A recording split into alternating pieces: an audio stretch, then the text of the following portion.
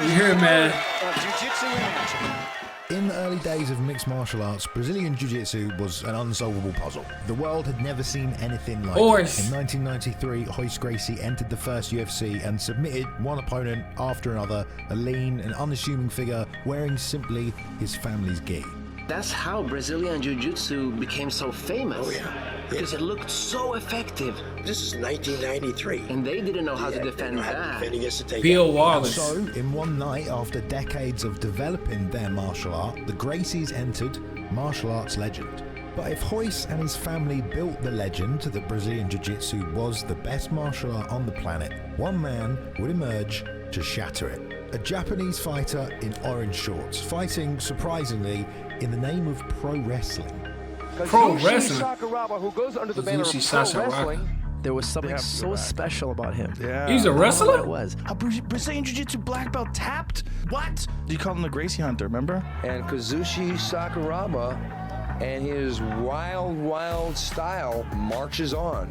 In an era where the Jiu-Jitsu Gracie fighters Hunter dominated the game, Sakuraba was the first to truly understand their system and break it down. Was the first Japanese to really understand Jiu-Jitsu. I always say he was the Gracie version of the Japanese. Oh, yeah, exactly. Yeah. One by one, he would prove his technique was enough, that the game was evolving, that the world of mixed martial arts wasn't just about one lineage or just one way of fighting. This is the story of the man who solved the ultimate puzzle, the man who redefined what was possible inside the ring. He's the best fighter in the world, no question. There is no question. This is a story of the man who hunted the Gracies, Kazushi Sakuraba. Hunted the Gracies is crazy, bro. I ain't gonna lie, y'all was, I'm talking about spamming. Who's your Sakuraki? I hope I said his name right. But bro, hey, I already know what to do. Hit that subscribe button. Follow the journey. We discover legends over here, man. Legends, bro. So hey, here go another one. You know what I'm saying? So we about to see what he talking about, man. I ain't know he's a pro wrestler though.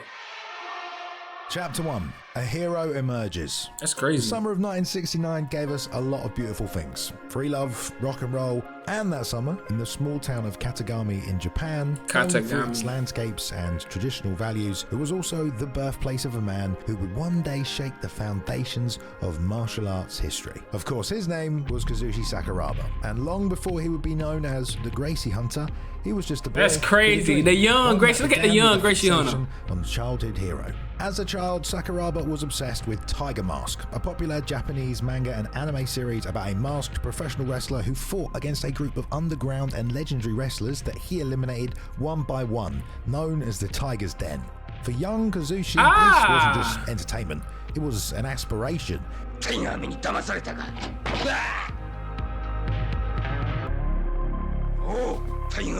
He wanted to become a hero, the kind of person admired for their wrestling ability, just like Tiger Mask from the comics. By the 1980s, Tiger Mask was no longer just a fictional character though. He'd actually become so popular, the creators decided he should be licensed and turned into a real-life pro wrestler, and in seeing his childhood hero physically come to life, by the age of 15, Sakuraba was ready to follow in his hero's footsteps as he entered the world of amateur freestyle wrestling by signing up at his local high school, but this was real competition. It was grueling. It demanded discipline, strength, and an ability to outthink an opponent in the heat of battle. And in that environment, Sakuraba thrived. He was apparently very naturally talented and immediately began to shine as he placed second in a national wrestling championship, and that success led him to Chuo University, where he would develop his skills even further, coached under the guidance of Shozo Sasahara. This guy had won world championships and even an Olympic gold medal, one of the best to ever do it, and under his coaching, Saku would win the East Japan Freshman Championship and then came 4th place in the All Japan Collegiate Wrestling Championships. But amateur wrestling clearly being a path he could have gone down, perhaps as an Olympian and coach, Sakuraba thought about why he'd even got started in the first place. Remembering his childhood hero Tiger Mask, and ultimately decided it was time to follow his dreams. Sakuraba was ready to risk it all on the adventure of a lifetime. His choice that day to step into the world of professional wrestling and into a ring would send ripples through the foundations of mixed martial arts. setting him on the collision course with one of the greatest dynasties martial arts has ever seen to change the history of MMA forever. But what exactly was Sakuraba signing up for? Using actual combat sports techniques from kickboxing, submission wrestling, and whatever they thought was actually effective, the Union of Wrestling Forces was a pro wrestling promotion in the 80s and 90s in Japan who would put on... This was was they hitting each other for real? Pro wrestling matches that would blur the lines with these real techniques and stiff shots to simulate realism, while also using those techniques to convince the fans this was all real. You go out there and your match looks kind of fakey. They don't like that. Kind of fakey? Actually, I've been in easier fights than some of those matches over there with those guys. And when they would hit you, you better cover up because they're gonna knock you out. I think their lead guy was Maeda, and I think the last kick he gives me was a spinning heel kick. Anyway, it knocks me out. So these guys go out there and they'll beat the living crap out of you. Oh, they was for real. Beat the living crap out of them. This was the era of kayfabe, and it was alive and well. The #1 cardinal rule of professional wrestling for 100 years was don't expose the secrets. In New York, newspaper exposés killed wrestling for almost 15 years. Everybody realized this is kayfabe. We can't reveal what's going on. It'll cost us all our... Well, wrestling, people say it's fake, but it's, I mean, I don't think it's really fake. Really? Is they already know who gonna win. I mean, the punches sometimes be fake, but they getting slammed on some hard stuff. Them, when they get throughout the ring, onto that horse, that hurts. They be having contusions, back problems. Why do you think all the wrestlers be having back problems, all this type of shit? It's real. Don't get it. It's real. Livelihoods. Protect the business. Don't spill the secrets. It's the world of kayfabe. I'll ask you the standard question. You know? Standard question. I think this is fake. You think it's fake? Oh, shit. What's that? Was that for real? Standard question. I think this is fake. You think it's fake? Was that fake? Huh? What the hell's wrong with you? That's open hand slap, huh? You think it's fake? Stupid. In Japan, this created a series of escalation. That slap was real high. Why he do him like that? Shots that began to look more and more like the real thing to both match the doubt of the skeptical fans wondering whether this was real or not, but also against all the other promotions to compete and create a more compelling TV product.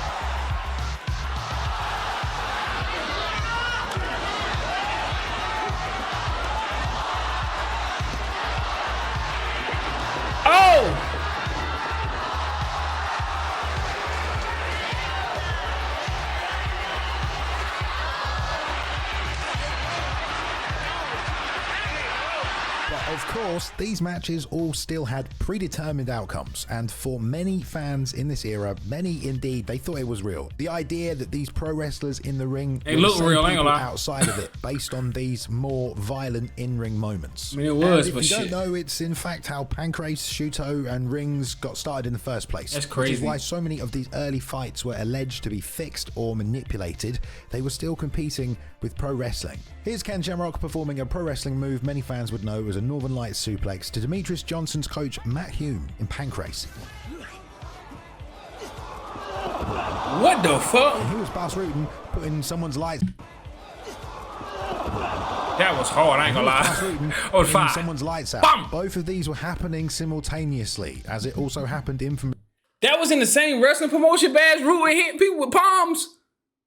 Nah. We're gonna do just highlights of Bass Rutten one day. It's coming.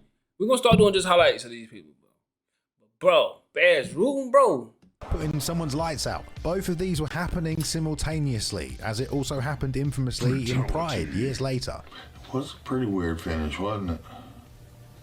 And so, one of the megastars behind this UWF was Nobuhiko Takada. Now, Takada in particular had already been wrestling in several different organizations since the early 80s, including early incarnations of the UWF, and was already a big star on the scene. But then he helped found the reformed UWF called the UWF International, with the intentions of edging the pro wrestling scene towards even more grounded techniques and blurred realism, as I talked about earlier. The promotion in this initiative opted to market him, Takada, as the world's best fighter, and in 1992, 1 year before Sakuraba joined, they even brought in a sumo champion, Koji Gatau. Koji Katao. A man whose ego and tough guy mentality infamously led to him declaring pro wrestling as fake during a scripted match with who most Western pro wrestling fans would know as Earthquake.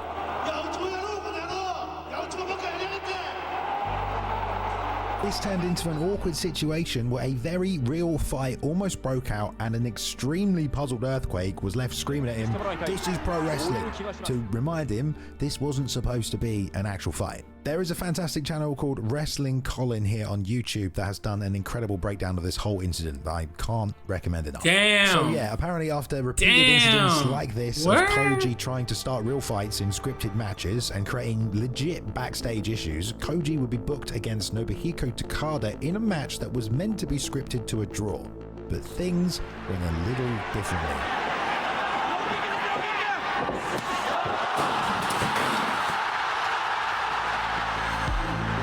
Needless to say, when this happened in October of 1992, scripted to a draw. Yeah. Okay. Talk about a draw. Stop playing me. He said head kick knockout.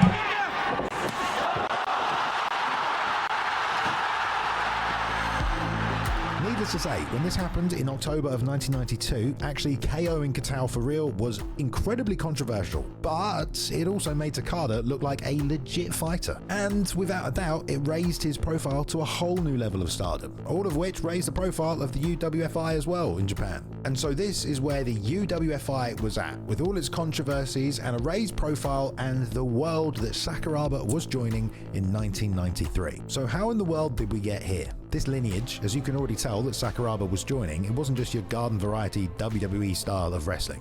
No, it was actually based much more on realistic techniques passed down from legendary grapplers who were continuing a slowly dying martial art called catch wrestling, a form of wrestling that could be stated simply as take the guy down, get dominant position, and attack with submissions, most of which could also be found in BJJ or various other grappling arts. But as the catch wrestling scene struggled to make money, guys like Carl Gotch, Lou Thez, and Billy Robinson took their trade to the world of pro wrestling and brought with them an elite level of knowledge when it came to submission grappling and very real techniques. I'm not going to go on my back.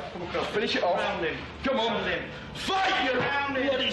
Come on! The UWFI established a gym in Japan known as the UWFI Snake Pit, a calling card to the Snake Pit catch wrestling gym in Wigan, England, that had incubated this incredibly effective martial art. Billy Robinson was the head coach in Japan, who you can learn more about if you check out our video on catch wrestling, but he essentially brought with him we might gotta watch that catch wrestling to teach to the UWF pro wrestlers, many of whom had already been training under other legends from that gym, like Carl Gotch. But since Sakuraba was now joining the UWFI, Robinson was about to be his new master.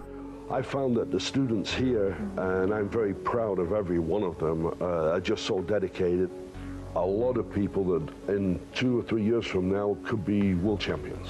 Wow. So that's how good they are.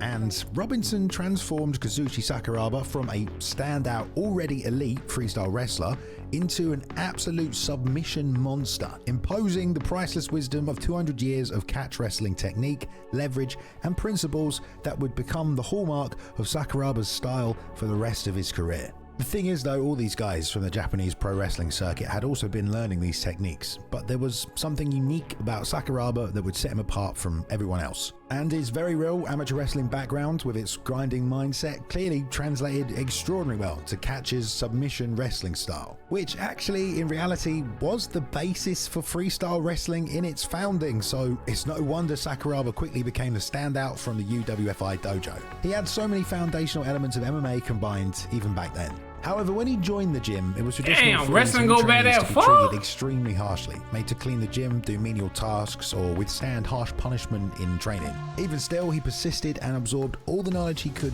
playing student. Then, while among the other veteran wrestlers who'd been around since the 80s and beyond, it seemed Sakuraba had arrived at just the right time to also be able to learn from them as well, all while being driven by the harsh treatment he received. So at the same time this is going on, the UWFI promotion started growing in popularity. They were packing out baseball stadiums with their top star Takada taking out all these different martial artists in scripted fights.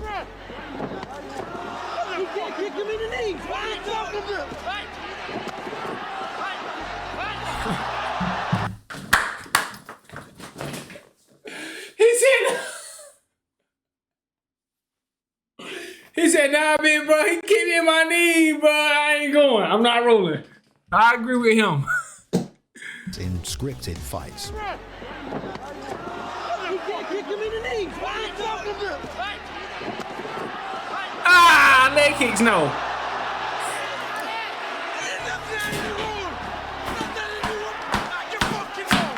By the mid-90s, well, some fans... He got out and started scratching that leg. He like, ooh.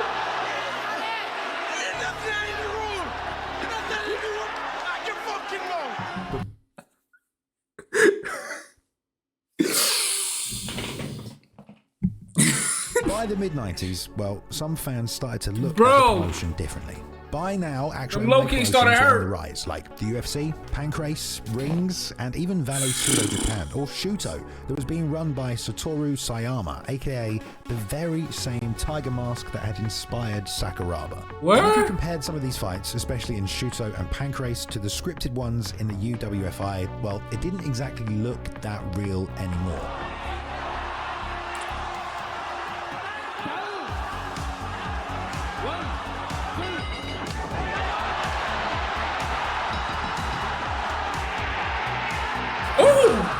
Yeah, bad's different.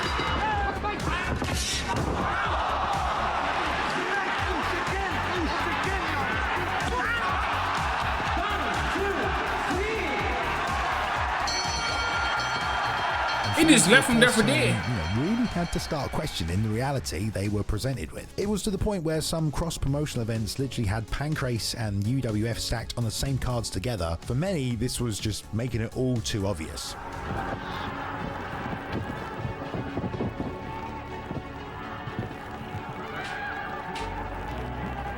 What the hell is that?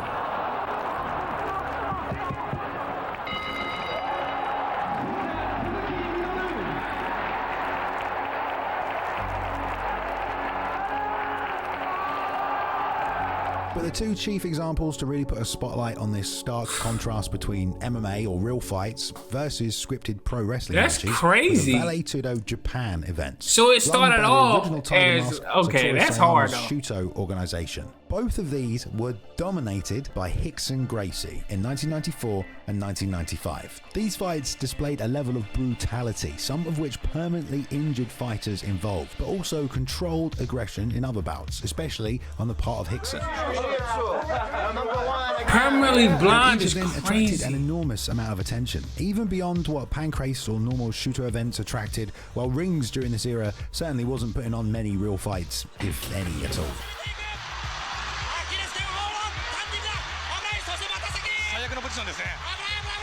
So these Vale Tudo tournaments were big-time standouts at the time, but much more modelled after the UFC style, with a much more open rule set, including punches to the head, unlike Pancrase, which required slaps or palm strikes, and there was a lack of rope breaks. Pancrase was of course called a hybrid wrestling promotion for that reason. Real fights, but with somewhat pro wrestling rules essentially. If it sounds confusing on what's real and what isn't, well, that's by design. This was the era that blurred lines of real and fake and was really starting to be crossed once and for all. And just as notable as the fights, these events managed to reignite a half-century-old rivalry. When a man with a .45 meets a man with a rifle, you said the man with a pistol's a dead man. Let's see if that's true. Let's see if that's true. Like I mentioned earlier, was on this pro wrestling tour of taking out all the best fighters in scripted matches. Well, he saw the aftermath of these Vale Tudo tournaments with Rickson winning, and he wanted to put together a match. Rickson wasn't interested though in scripted entertainment and initially ignored Takada's taunts and invitations. But as Takada didn't let out over time, he finally responded, but on his terms. I mean, I'm not one to fight in his association, but if you think I'm scared, because he said I'm scared and this, a lot of things about me, he can come in any time and we just fight. And this is where Yoji Anjo comes into play. One of the champions of the UFO, called Takada, start to talk. Oh, I like to fight Rick. I'm gonna kick his ass, this and that. Start to talking, a lot of gossip. Maybe after 2 or 3 months of this kind of talking around my name forever, one of the friends I have in Japan, they come and said, Mr. Gracie, and you should have an official answer for that. People start thinking you're afraid. So I said, okay. So I make a letter stating I never will fight on their ring because they not legit, they fix fights. Ooh. We can fight even on the street. But I'm not there to fight on his event because that will jeopardize my real fight status. Takada went out of the gossip, and then Anjo show up in the magazine. He started saying he will come into LA to beat me up. Yoji Anjo was a guy from the UWFI roster of pro wrestlers looked at as one of the best shooters, i.e. real fighters on the team. He was quote unquote a bad guy in the wrestling ring, but he also believed in the martial arts that they'd been learning. And when Rickson wouldn't come to them, he wanted to go to Rickson's gym to defend Takada's honor. My assistant at the school called me and said, Rickson, some guys here, some Japanese guys are here waiting for you, want to talk to you. When I arrived, I saw a van full up with photographers outside, full of Japanese with cameras, full of reporters inside. Anjo did indeed show up at Rickson's gym unannounced and ready to humble the toughest Gracie on his own. What commenced was one of the most one-sided beatings in martial arts history. He coming to the ring, and we start to fighting. Immediately, I felt his intention to hit me. Immediately, I clinch, put him on the ground. In that particular case, I have to showcase his punishment. So I start to hit him with the elbow, expect him to turn. Eventually he turned, and I punch him in the face until broke his nose and make it all bleed, all cut up. He turned again backwards, and I put him to sleep. And then I let him sleeping on his own blood. And then I said to the press, said, okay, now let them in.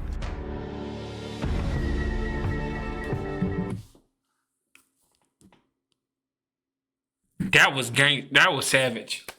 That was savage. Broke his nose, put him to sleep, and said, yeah, y'all can come in now. Die! The Gracie was different. Anjo's face was swollen and bloodied. He claimed he was jumped, but the whole thing was filmed. And then he left to Japan. And when he got there, he said to the crowd he was jumped.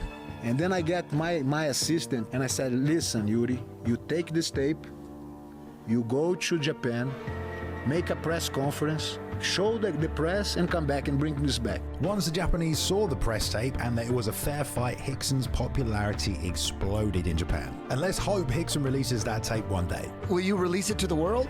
Probably, eventually. Oh, man. Man, release it! And okay, at this point, you might be a bit confused. Why are we going into all these details of seemingly unrelated pro wrestling backstories versus Rickson and the Gracies? Well, this is the stage that was set for Sakuraba when he would finally enter the scene. And to this point, this Anjo mythical beatdown wasn't just a loss, it was a gigantic embarrassment. UWF had tried to prove that they, like the Gracies, could fight as well, and the stuff that they were doing had made them legit fighters, but instead they had effectively hand-fed a top pro wrestling star to the ever-growing Gracie mythos. Rickson's destruction of Anjo only reinforced the idea that BJJ was superior to Japanese catch wrestling, and for Sakuraba, this loss couldn't go unanswered. If the pro wrestling trained catch wrestlers had failed, they needed someone new to step up and reclaim their honor. Chapter 2, Real Fighting. Shortly after these events, with a diminished name in the legit world of fighting, not to mention plenty of issues within the UWFI, well, the once titan organization began to crumble, and pivotally, these new talents began to seek new opportunities. But MMA hadn't just affected the world of pro wrestling. As it did in the West, MMA of course affected all legit martial arts, including a kickboxing promotion called Shoot Fighting, who began to dabble in MMA themselves. And with the fall of the UWFI, it meant that for Sakuraba, it was time to move on, and he signed up for a bout in Shoot Boxing's event dubbed the S-Cup World Tournament in July of 1996 on his 27th birthday. But as we've seen, this time period in Japan with MMA is anything but straightforward. This is on Sakuraba's record as his first MMA fight, where he was booked against UFC star Kimo Leopoldo, who outweighed him by at least 60 pounds. But the results of this one are questionable. Take a look yourselves.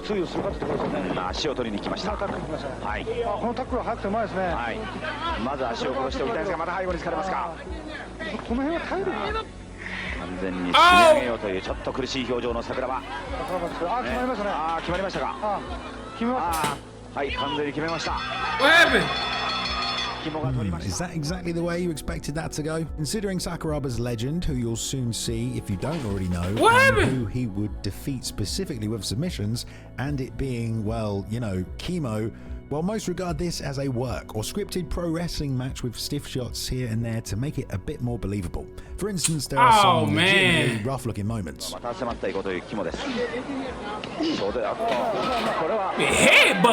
it's not hard to see why this all seems a bit far-fetched to see Kimo, of all people, subbing a submission master like Sakuraba. He's tougher than I thought. He needs a little bit more submission.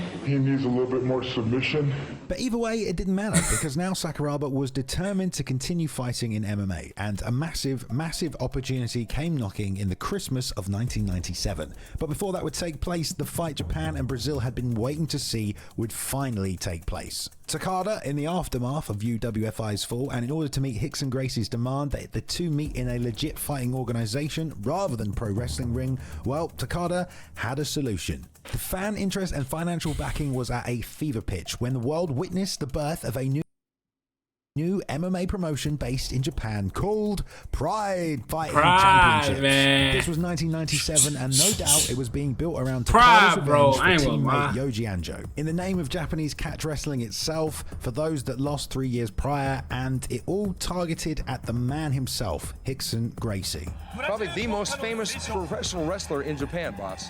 As popular as Hulk Hogan would be in the United States on the pro wrestling circuit.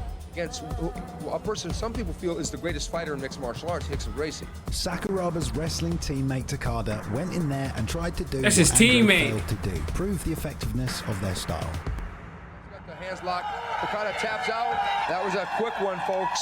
Hickson Gracie continues his undefeated streak over the most famous pro wrestler in Japan, Nobuhiko Takada. That's probably Exposed to pro wrestler, the guy got basically gassed on top of Anjo with no defense or offense to write home about. Really unable to hurt Tank Abbott, but able to endure anything Abbott was able to throw at him. Sakuraba then had to walk out to face a man almost twice his size, Marcus Conan Silveira, a Brazilian Jiu-Jitsu black belt and heavyweight, standing at 6'2" and weighing over 230 pounds. But Sakuraba wasn't intimidated and immediately took him down. Brazilian Jiu-Jitsu specialist who was taken to his back by Sakuraba here. Bizarrely though, when Conan had Saku pinned against the fence and Kazushi shot for another takedown, ref Big John McCarthy called the fight off. Why? He was out. Big John kept repeating he was out, while Sakuraba and his team protested immediately, stating he was not, and even refused to leave the cage. Say he was out? What you mean? Sakuraba here. Bizarrely though, when Conan had Saku pinned against the fence and Kazushi shot for another takedown, ref Big John McCarthy called the fight off. He was out. Big John kept repeating he was out, while Sakuraba and his team protested immediately, stating he was not, and even refused to leave the cage. And as it had turned out, Tank had gotten injured in that Yoji fight, which now meant that they had no main event for the evening. Bro, what the fuck was they? But that John McCartney, I seen him in the other video. He was weird back in the day, bro. Like he had, I think it was Tank Abbott. Like he had Tank Abbott like out, suspended from the UFC because his wife got mad because they did. Bro, I'm like, John McCarthy's weirdo, bro. Took place, and what do you know? Sakuraba and Conan being run back suddenly started to make a lot of sense. When they officially ruled the first fight as a no contest is unclear, but what is clear is that this was when they decided to rebook the fight again and save their show from ending without Mark Kerr, who was originally booked as a main attraction, and now even this tournament final with their replacements. I won the fight. I'm so happy. I'm going back to my dressing room and celebrating. And I just heard the knock on the door. The promoter comes and say, "You have to come back." I know that he had a replacement, a guy that was just there in case something happened. Yeah. So he said, "No, you got to come back and you got to fight Sakuraba again." I say, "When?" 20 minutes. My brother comes to me and say, "Hey, stop for a second. Take a look outside. Why about this Japanese in the black? Yeah, look at the tattoos on them. No, the black suit waiting by my door." Apparently, according to Conan, the feeling was if he didn't fight him, something bad might actually happen to him. But of course, this is his side of the story and perspective. Everyone can plainly see that was a bad stoppage. It's actually pretty funny this is the way he's chosen to tell the story. Either way, the redemption fight that was a bad stoppage, bro. Come on, bro. About to waste it. After several grappling exchanges, Saku reversed position and did the unthinkable. On Marty. We're like, what? A Brazilian Jiu-Jitsu black belt tapped? Like, no one thought that Conan would tap. At first, no one realized what they just witnessed. The UFC had only invited Sakuraba as a last-minute filler, and yet here he was proving his ground game better than a Carlson Gracie Jiu-Jitsu black belt. This was pretty much unheard of in 1997. Sakuraba got on the mic and said one thing: in fact, professional wrestling is strong. Something I'm sure he'd been dying to say for years. Winning the UFC Japan tournament should have been his breakout moment under normal circumstances, but of course with the UFC massively struggling at the time, very few people were watching. So then Sakuraba did not stay with the UFC. He was already a pro wrestling star in Japan, and that's also where the real paydays were happening for MMA as well, while the West was failing. But beyond that, Pride also offered Sakuraba the chance to really show the legacy and heritage of all he'd been taught in Japanese pro wrestling schools, and utilize the very real catch wrestling techniques he'd learned and the dream of becoming a real-life Tiger Mask. Chapter 3: The Birth of the Gracie Hunter. The Gracie Hunter had been a disaster for Japanese pro wrestling. Yeah. The man who was supposed to redeem it in a real I can't fight believe that was against Hickson Pride had 1. been effortlessly dismantled. It only reinforced what had already been established in the early days of MMA: Brazilian Jiu-Jitsu was king. But where others saw defeat, Kazushi Sakuraba saw opportunity. After his first Pride win over Vernon Tiger White, Sakuraba quickly became a fan favorite as a Japanese fighter in his home country. His style was unlike anything anyone had seen before: creative, playful, and effective. He wasn't afraid to take risks, and unlike many other wrestlers, he embraced jiu-jitsu, learning to counter and escape from submission attempts. He then shocked a ton of people when he tapped the BJJ black belt Carlos Newton with a freaking knee bar. Carlos Newton has tapped out. Kazushi Sakuraba has knee-barred Carlos Newton. Wow. These wins continued up until Pride 4, where he'd reach the time limit and go to a draw for the first time ever against Carlson Gracie fighter Alan Gose, who'd later say Sakuraba was the best fighter he ever faced on the ground. Takada, in the meantime, rematched Hicks and Gracie that same night, a repeat of Pride 1, but once again to no avail.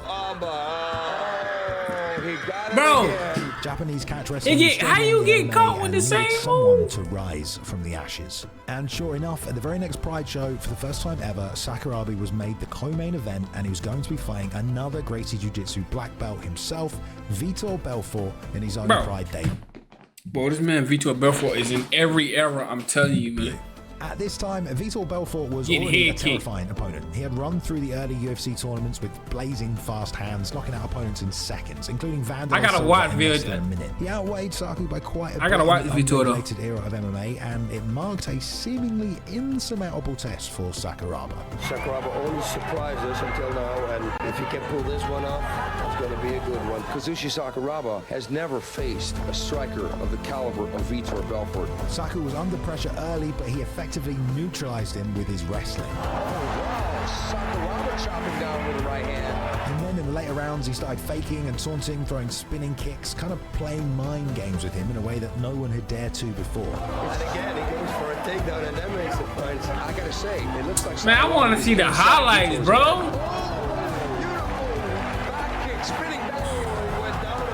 After 15 minutes, Sakuraba won by unanimous decision, handing Belfort just his second loss in MMA. More importantly, it showed that a guy from the world of pro wrestling with the right attitude and training could outwork a Gracie Jiu-Jitsu black belt. Sakuraba would continue to win, picking up another 2 submission wins at Pride 6 and 7. By the time Pride 8 came around, now with 5 wins under his belt, he was quickly becoming Japan's best hope in MMA. And it was just a matter of time before he faced one of the famed Gracie family members. Gracie wasn't nor was he the most famous. Gracie. Saku's teammate Yuhi Sano, and was a 4-time world BJJ champion and undefeated in MMA. Just as importantly, he was a Gracie family representative, which meant this wasn't just about Sakuraba fighting an opponent, this was a chance to go after the family that had humiliated Japanese fighters. Undefeated in no-holds-barred competition, the Gracies have a legacy around the world. Originally, way back in 1951, Masahiko Kimura, a legendary judoka, had traveled to Brazil to face the also legendary Helio Gracie, the founder of Brazilian Jiu-Jitsu, who had been challenging people from all different martial arts to come and face the Gracies. As the story goes, Kimura handled him easily and put him in a shoulder lock that forced the Gracies to throw in the towel. They named the move after him, the Kimura. But at this point in Pride, the run that back. A legendary judoka had traveled to Brazil to face the also legendary Helio Gracie, the founder of Brazilian Jiu-Jitsu, who had been challenging people from all different martial arts to come and face the Gracies. As the story goes, Kimura handled him easily and put him in a shoulder lock that forced the Gracies to throw in the towel. They named the move after the Kimura. That's fire. Pride, the Gracies were undefeated and their reputation remained untouchable. In November 1999, Sakuraba was about to step into the ring against Helio Gracie, and he wasn't just fighting for himself, he was fighting for Japan's honor. This was the moment to erase Takada's failures and to finally break the Gracie streak. But Sakuraba wasn't just another opponent for the Gracies. He was about to start a war. The fight was a technical battle, with Helio trying to set up submissions while Sakuraba punished him with strikes. It was scheduled for 15 minutes, but there were some special rules. If it went the distance, it would be called a draw regardless of how the fight went. It was an adjustment that favored the Gracies and their image. No matter what happened, Saku couldn't win on points. He had That's to crazy, bro. Something happened that shocked the entire martial arts world. Sakuraba caught Helio in a Kimura. In a Kimura? He gonna break his arm!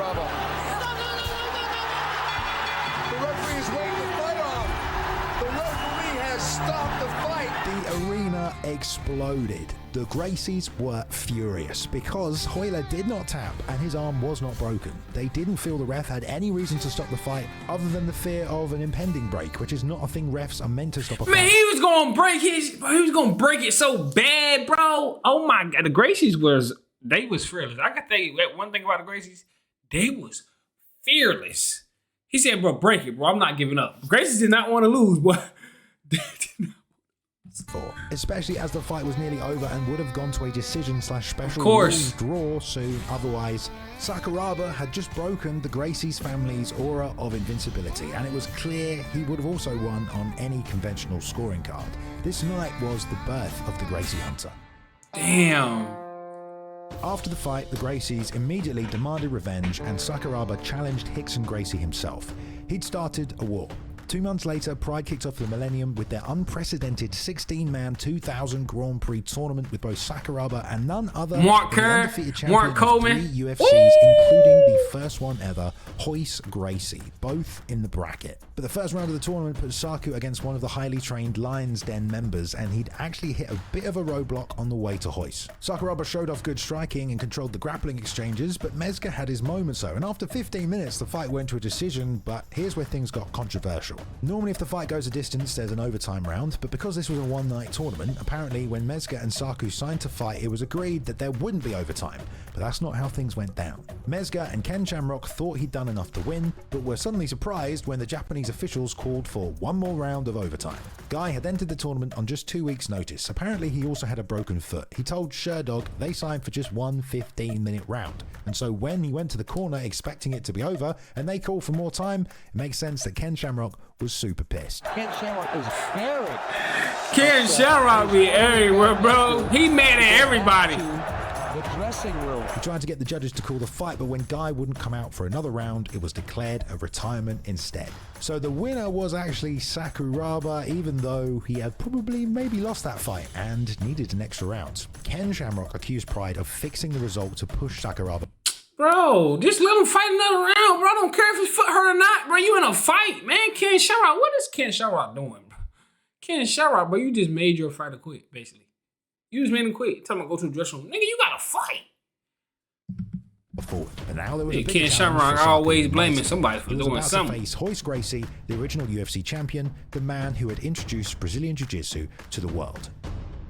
Igor Van Vecic. But again, the Gracies wanted special rules. Instead of the usual 10 and 5-minute rounds, the Gracie family demanded there be no time limit. The fight would only end if someone was finished or if their corner threw in the towel. The reasoning? The Gracies believed that Royce's endurance and jiu-jitsu skills would wear down Sakuraba over time, and they also didn't want a repeat of what had happened before. Pride actually agreed to these rules, setting up what would become the biggest fight in Japan and actually one of the most legendary fights in MMA history. Sakuraba, as always, was putting on a show. Crazy Sakuraba. And crazy walkouts had become part of his performances in Pride. From the opening bell, Sakuraba stayed patient. His superior wrestling allowed him to stuff Royce's takedown attempts and punish him with strikes and leg kicks. The real turning point came as the fight stretched past 30 minutes, something absolutely unheard of in modern MMA. Saku started mocking Royce mid-fight, using the gi to deal more damage. And controlling Royce with the gi, trying to reach around. That is nice. I gotta admit, that's a great move with the gi.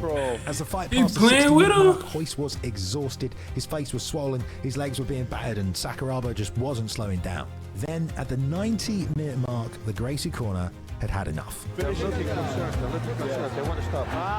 He's throwing in the towel. Kazushi Sakuraba. Gracie quit. Look at the crowd. Listen at the crowd. He made a Gracie quit, bro. Dang! The Gracie Hunter. The original Ultimate Fighter, Royce, had been defeated, and Sakuraba had outlasted him, and this was a guy who used to chain smoke cigarettes as well as compete. But it wasn't just Sakuraba who was now beating the Gracies. Just a few months earlier, another Japanese legend and training partner of Sakuraba's we haven't talked about also fought one Gracie. Kiyoshi Tamura. By 2000, he was one of the greatest fighters to come out of the Billy Robinson catch wrestling system that taught these Japanese pro wrestlers. And this guy Tamura had gone 19-3-3 in MMA. Make no mistake, his career is extremely noteworthy and accomplished as well. There are some questionable decisions, like that of the Frank Shamrock fight. It's fair to say that the draw the two had didn't really seem fair, as if it wasn't for Ring's pro wrestling based rope break rule that seemed outdated by April of 1999, that and Shamrock being penalized for a closed fist punch also brings home the point.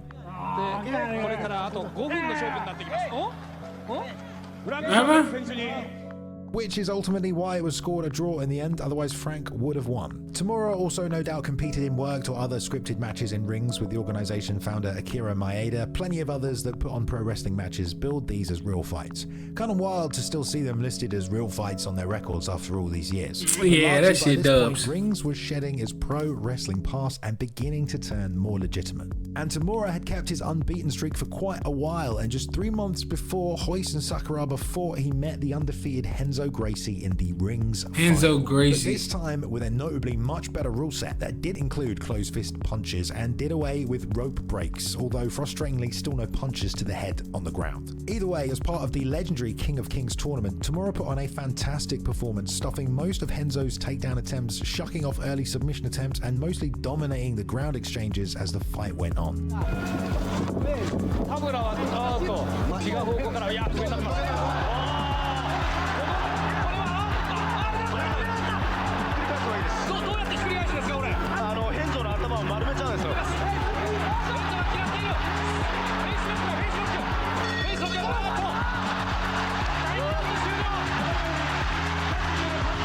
So between Tamura and Sakuraba, Japanese pro wrestling was more than representing themselves well on the world stage against the Gracies. As part of the King of Kings tournament, Tamura would meet several next generation stars such as Babalu Sabral and even Gilbert Ivor, but unfortunately lose. But Tamura, even with his losses and questionable fights, that does make it harder to give his story as much credit as Sakuraba. You can't take away those legit wins from him, and he also becomes relevant again later in this story.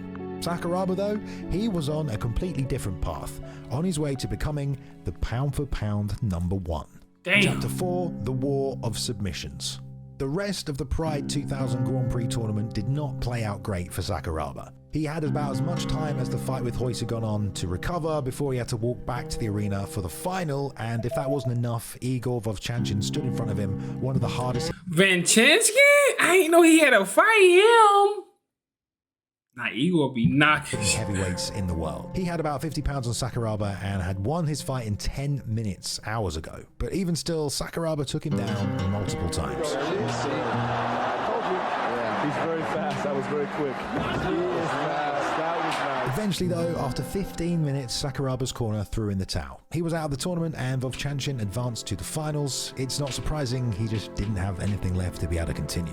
But because Sakuraba hadn't just beaten one Gracie, by using the gi, he had taunted Royce. He had pretty much humiliated the entire family in front of the world. That's crazy. Wanted revenge. The Gracie family's aura of invincibility was cracking, and if Royce couldn't beat Sakuraba, could any Gracie? There was something so special about him. Yeah. And look, I feel some type of way too. The Gracies, and you couldn't help but like him. You called him the Gracie Hunter, remember? The next Gracie to step up to defend the family name was Henzo Gracie, coming for his own revenge after losing to Tamura.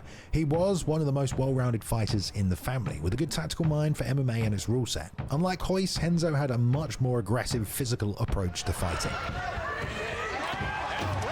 He up-kicked him. Sakuraba was also a lot smaller than Tamura, who was a much more muscular guy, bigger than even Henzo and much bigger than Saku, that's for sure, and he'd used his size and top game to nullify the Gracie guard. And of course, Henzo wanted to show that that was just a one-off. This is the fight of the century. We've been waiting for this. People around the world have been waiting for this fight. Henzo wasn't afraid to engage, he pushed forward and threw strikes, and for the first 10 minutes, it was a high-level chess match. That round's a little too close to call. I have to go with Henzo in that round. He was more the aggressor. I would have to agree with you on that. Then with 1 minute left in the final round, history would once again repeat itself. Oh my God. He broke his arm. It's over. Oh my God. Sakuraba dislocated. He broke Gracie's elbow. The same submission that had broken Elio Gracie in 1951 at the hands of Kimura. And with no way to escape, another Gracie had fallen. Damn! Sakuraba is now 3-0. Sakuraba different.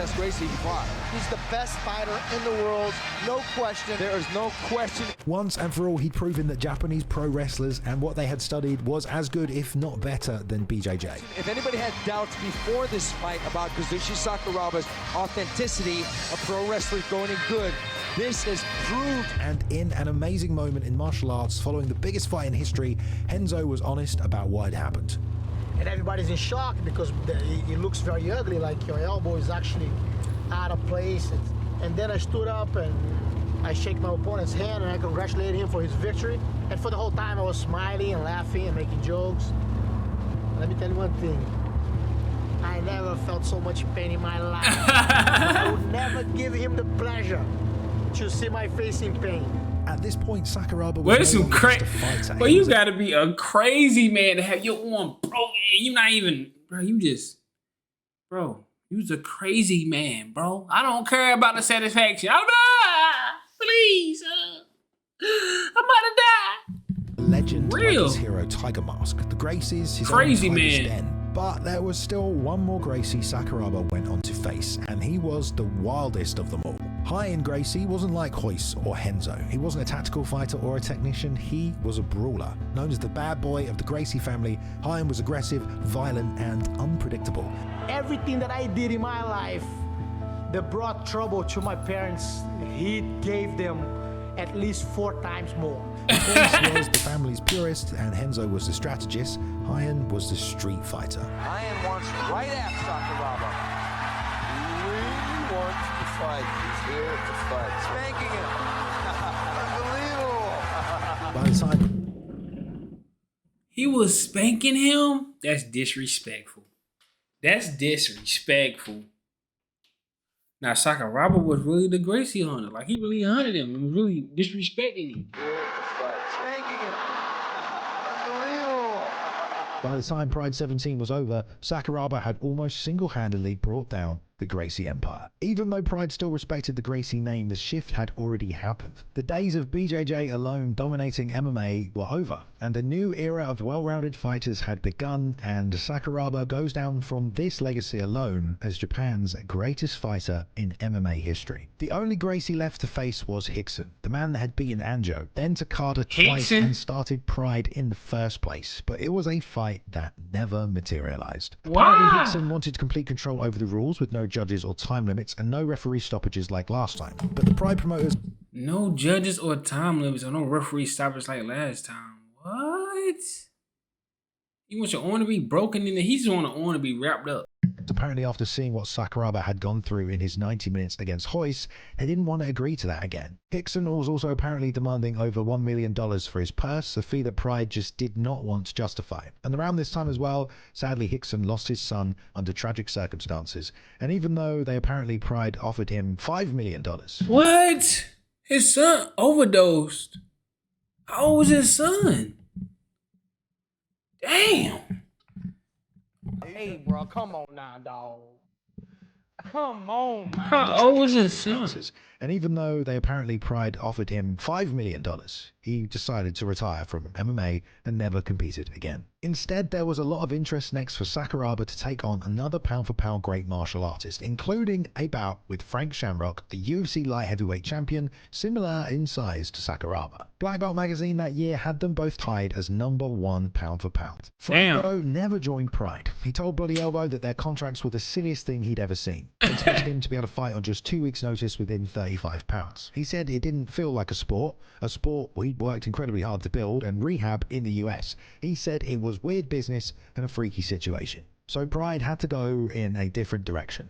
Enter Vanderlei Silva, a ferocious Brazilian striker, insanely aggressive. He's crazy, man. He'd been ripping through The opponents since savage. the beginning of his career. He'd fought Tito Ortiz a year prior in 2000, but it didn't go his way. And after beating 5 opponents in Pride, Vanderlei stepped in against Saku with Pride 13. But it's fair to say no one really understood what was about to happen next.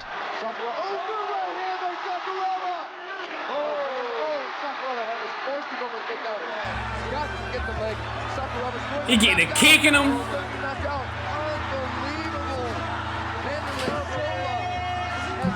That is the savage, man. If y'all want to see the video I did on one leg, go watch that, bro. He's the savage. He's a savage, dog. I ain't surprised. The loss to Vanderlei Silva was, unfortunately, the start of many for Sakuraba. He continued to take on challenges of any size, and he could, on several occasions, probably have stepped away from fighting heavier opponents, but he didn't. Instead, he continued to take on some of the biggest and most dangerous names in the sport for years. Both his rematches with Vanderlei Silva ended in brutal losses. Sakuraba then instead moved on to fighting heavyweights like Coca. Oh my God! Took the fight anyway and suffered a broken orbital bone. Every loss chipped away at Sakuraba's body, his speed, and although he was still beloved in Japan, it was becoming painfully clear the sport was moving past him and he was taking way too much damage in fights to continue. A lot of people feel that he's authoring his final chapter in what has been an incredible career. After Pride's involvement with organised crime and the Yakuza became public knowledge, they lost their TV deal. The accuser became public. What?